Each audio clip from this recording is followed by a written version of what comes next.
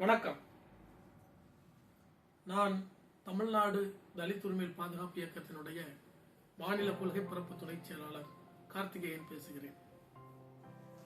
தமிழ்நாடு அரசின் கீழ் எத்தனையோ துறைகள் செயல்பட்டுக் கொண்டிருந்தாலும் மக்கள் சேவைக்காக முழுவதும் அர்ப்பணிக்கப்பட்ட ஒரு பணியை செய்து கொண்டிருக்கக்கூடிய ஒரு அற்புதமான துறை என்று சொன்னால் அது நிச்சயமாக போக்குவரத்து துறை தான்.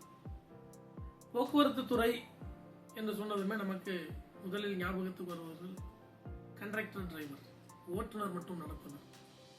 இந்த ஓட்டுநரும் நடத்துனரும் எத்தனையோ பணிச்சுமைகளும் இன்னல் இடைஞ்சலுக்கு இடையில தான் இந்த வேலையை செய்யறாங்கிறது நமக்கு யாருக்காவது தெரியுமா? நம்ம சாதாரணமா சொல்லிடுவோம், உனக்கு என்னப்பா மணி அடிச்சா சோறு, மாசம் மாசம் சம்பளம், எந்த கவலையும் இல்லை அப்படின்னு நம்ம சொல்லக்கூடியது. பொதுவாகவே அரசு பணியாளர்கள் என்று சொன்னாலே நம்மளுடைய குற்றச்சாட்டோ அல்லது இதை நம்ம இதை சொல்லுவோம், மணி அடிச்சா சோறு, மாசம் மாசம் சம்பளம். ஆனால் உண்மையிலேயே அரசு பணியில் செய்யக்கூடிய சூழ்நிலை இருந்தாலும் உண்மையிலேயே ஓட்டுநர் மற்றும் நடத்துனராய் கண்டக்டர், டிரைவர் அரசு பணியாளர்களா ஒரு சிறிய காணொளி மூலம் நம்ம அவங்களுடைய வாழ்க்கைக்குள்ள போயிட்டு இருந்தோம்.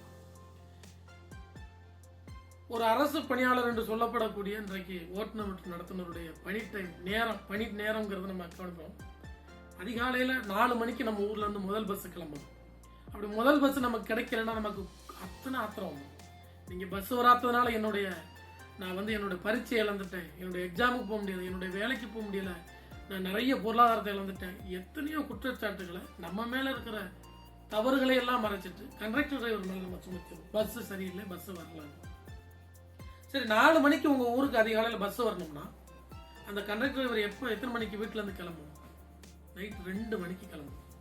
2 மணிக்கு அவர்கள் அலாரம் வைத்து 2 மணிக்கு அவங்க வீட்டுல இருந்து உறங்கத்துல எந்திரிச்சாதான் அங்கிருந்து எந்திரிச்சு அவங்களுடைய காலை கடனை எல்லாம் முடிச்சுக்கிட்டு பைக் எடுத்துட்டு போய் டெப்போல போய் பைக்கை விட்டுட்டு பஸ்ஸை செக் பண்ணுவோம். பிரேக் இருக்கா, காத்து இருக்கா, இன்னைக்கு முழுவதும் நம்ம இந்த வண்டி வச்சு ஓட்டிட முடியுமாங்க, அதெல்லாம் செக் பண்ணிட்டு அங்கிருந்து அவர்கள் எடுத்துக்கிட்டு மறுபடியும் பஸ் ஸ்டாண்ட் வந்து பஸ் ஸ்டாண்ட்ல இருந்து உங்க ஊருக்கு வந்து சேரும்போது அதிகாலையில் நீங்கள் எதிர்பார்க்கக்கூடிய 4 மணி முதல் பஸ்ஸை அவங்க கொண்டு வந்து சேர்க்கணும். 2 மணிக்கே நடுஇரவு 2 மணிக்கு அவர்கள் பணிக்கு தயாராக வேண்டிய நிலைமை.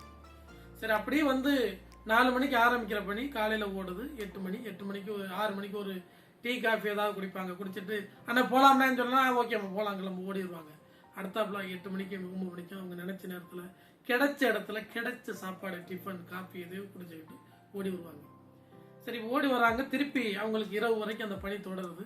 நைட்ல திருப்பி அவங்க பஸ், கடைசி பஸ் என்று சொல்லக்கூடிய 10-10:30 அவங்க பஸ் எல்லாம் க்ளோஸ் பண்ணி திருப்பி அவங்க டெப்போவுக்கு போகும்போது சராசரி டெப்போல கொண்டு விட்டு அவங்களுடைய வரவு செலவுகளை எல்லாம் ஒப்படைச்சிட்டு எல்லாம் முடித்ததுக்கு அதுக்கு பிறகு திரும்பி வந்து அவங்க வரவு செலவு முடிச்ச பிறகு அவங்க பைக் எடுத்து அவங்க வீட்டுக்கு போய் படுக்கும்போது மறுபடியும் இரவு 12 மணிக்கு படுக்கிறாங்க.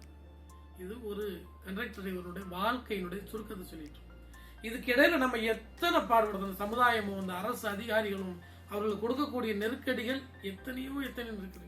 அவர்கள் தங்களுடைய குடும்பத்தை பார்க்கணும், அரசு அதிகாரிகளை திருப்திப்படுத்திக்கணும், நம்மளையும் திருப்திப்படுத்தணும். எத்தனையோ குற்றச்சாட்டுகளை நம்ம சொல்லுவோம், நேரத்துக்கு வரல, சரியா நடந்துக்கிறதுல, என்கிட்ட கோவப்பட்டாரு, என்கிட்ட சில்லறை கரெக்டா கொடுக்கலன்னு. ஆனா அதிகாலையில அவங்க 4 மணிக்கு பஸ் எடுக்கும்போது 100 ரூபா நோட்டை கொடுத்து 5 ரூபா டிக்கெட் கேட்கறவங்க எத்தனை பேர்?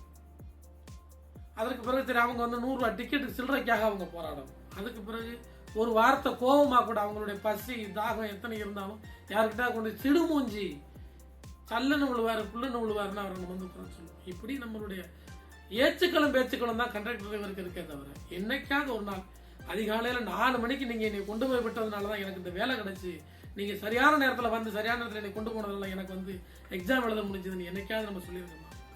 நம்ம குற்றச்சாட்டுகளை மட்டும்தான் சமுதாயமும் அரசு அதிகாரிகளும் இந்த கண்டக்டர்களும் வைப்பாங்களே தவிர யாருமே அவர்களுக்கு ஒரு சிறிய அளவில் நன்றி சொல்லக்கூட தயாராக இல்லை என்கிற நிலைமை தான்.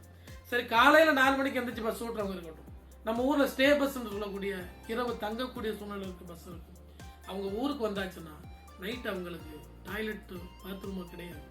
அவங்க சாப்பிடணும்னா அந்த பஸ்ஸுக்குள்ளேயே உட்காந்து தான் சாப்பிடணும். கொசு கடிச்சாலும் அந்த பஸ்ஸுக்குள்ளேயே தான் படுத்துக்கிடணும். அவங்க பாத்ரூம் எங்க போவாங்க? எங்கேயாவது இந்த வசதிகளை அரசாங்கம் செய்து கொடுத்துருக்காங்க. சரி, நான் அரசாங்கத்தை விடுங்க, எதுக்கு எடுத்தாலும் அரசாங்கத்தை சொல்லிக்கிட்டு நம்ம யாராவது, ஏன்னா நீங்க எங்க ஊருக்கு வந்து நைட்டு தங்குறீங்க, இந்த இடத்துல நீங்க வந்து காலையில பாத்ரூம் போய்க்கிங்க, குளிச்சுக்கங்க, இப்படி ரெடி ஆகிக்கங்க, இங்கே கொஞ்ச நேரம் ரெஸ்ட் எடுத்துக்கங்க, ஏதாவது இடம் செய்து கொடுத்துருக்குமா? நம்மளும் செய்ய மாட்டோம். அவங்க ஏதோ நம்மளாம் ராத்திரி 11 மணிக்கு கடைசி பஸ்ல இறங்கி வீட்டில் போய் கொண்டாட்டி பிள்ளையோட நிம்மதியாக ஃபேனை போட்டு படுத்துருவோம். ஆனால் அவர்கள் நமக்காக அனாதைகளாக குடும்பங்களை விட்டுட்டு தொழில் நெருக்கடிகளை எல்லாம் தாங்கிக்கிட்டு நமக்காக கஷ்டப்படுறாங்க. சரி, இந்த மாதிரி கஷ்டப்படுறவங்களுக்கு நம்ம வந்து குற்றச்சாட்டுகளை மட்டும் சொல்றோம், நன்றி சொல்லலை அப்படின்னு ஒரு குற்றச்சாட்டு நம்ம கண்டிப்பாக நம்ம மனசாட்சியை தொட்டு உங்களை நீங்கள் திரும்பி பார்த்து கொள்ளுங்கள். உண்மையிலேயே நம்ம என்னைக்காவது நன்றி சொல்லியிருக்க மாட்டோம், வாழ்க்கையில் ஒரு நாள் அவங்களுக்கு நம்ம நன்றி சொல்லியிருக்க மாட்டோம். சரி, இத்தனை சூழ்நிலைக்கு இடையில அவங்க பணி செய்யும் போது கூட இந்த அரசு அதிகாரிகளால அவர்கள் வந்து ஏதோ அரசு அதிகாரிகளுக்கு அடிமைகளை பிடித்து கொடுத்து இந்த அரசாங்கம் நீ இவங்களை அடிமைகளா பயன்படுத்திக்கான்னு சொன்னது மாதிரி உள்ள சூழ்நிலையில் இவங்களை நெருக்கடி கொடுக்குறாங்க. சட்ட ரீதியான தாக்குதல், மன உளைச்சல் ஆக்குறது, அத்தனை நெருக்கடிகளையும் அவங்க சமாளிக்க வேண்டிய நிலைமையில இருக்கிறாங்க. சரி, இந்த காணொளி மூலமாக அத்தனை தமிழ்நாட்டில் இருக்க அத்தனை ஓட்டுநர் மற்றும் நடத்துனர்களுக்கு டாக்டர் வை தினகரன் தொழிலாளர் நல சங்கம் அரசு போக்குவரத்து கழகம் சார்பாக கோடானு கோடி நன்றிகளை உங்களுக்கு சமர்ப்பிக்கிறேன். நீங்க சேவை மனப்பான்மையோடு செய்றீங்களா இல்ல தொழிலா செய்றீங்களான்னு தெரியாது, ஆனால் உங்களுடைய உழைப்பு, உங்களுடைய சேவை மதிக்கப்படக்கூடியது, வணங்கப்படக்கூடியது. இன்னைக்கு ஒரு வாக்குறுதியா நான் இதை சொல்றேன், அத்தனை ஓட்டுநர் மற்றும் நடத்துனர்களுக்கு உங்களுடைய பணிச்சுமையோ அரசு அதிகாரிகளான நெருக்கடியோ சமுதாயத்தினால் உங்கள் மீது தாக்குதல் எதுவாக இருந்தாலும் நிச்சயமாக உங்களுக்கு தோள் கொடுத்து தாங்குவதற்கு தமிழ்நாடு தலித் உரிமைகள் பாதுகாப்பு இயக்கம், டாக்டர் வை தினகரன் தொழிலாளர் நலச்சங்கம், அரசு போக்குவரத்து கழகம் உங்களோடு தோழனாக, நண்பனாக, உங்களோடு கரம் கோர்க்கவும் தோள் கொடுக்கவும் தயாராக இருக்கிறது. அன்போடு இணைந்து உங்களோடு இந்த சேவையை செய்வதற்காக இந்த மக்களோடு மக்களாக இந்த சமுதாயத்தின் சார்பில் உங்களது பாதங்களுக்கு எங்களுடைய நன்றிகளையும் வணக்கங்களையும் தெரிவித்துக் கொள்கிறேன். நன்றி, வணக்கம்.